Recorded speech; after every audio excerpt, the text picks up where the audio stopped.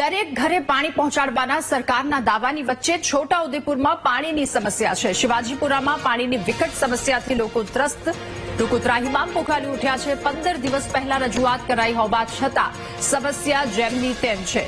ગામના નવી નિશાળ ફળિયામાં 3 હેન્ડપંપ બંધ હાલતમાં જોવા મળ્યા। નલ સે જલ યોજના અંતર્ગત બનાવાયેલી પાણીની ટાંકીની મોટર પણ બંધ। તો આકરી ગરમી અને આ ગરમીની વચ્ચે ગામના લોકો પાણીની સમસ્યાથી ત્રસ્ત થયા।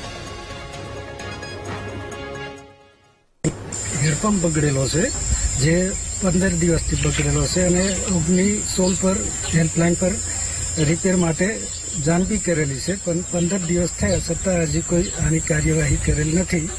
અને આ ભાઈને ઘરે પ્રસંગ છે, 2 દિવસમાં લગ્ન પ્રસંગ, તો એ ભાઈને લગ્ન પ્રસંગ વખતે સગાવાલાને પાણી ક્યાંથી લાવવાનું રસોડા માટે એ બધી તકલીફ છે। તો આ સરકાર 24 કલાકની અંદર હેન્ડપંપ સર્વિસ થઈ જાય એવી વાત કરે, તો આજે 15 દિવસ થયા છતાં કોઈ આનું રિઝલ્ટ નહીં આવ્યું। પાણી 1 મહિનાથી મોટર બંધ છે, પાણી નથી। ઢોરોને બહુ પીવાની તકલીફ છે।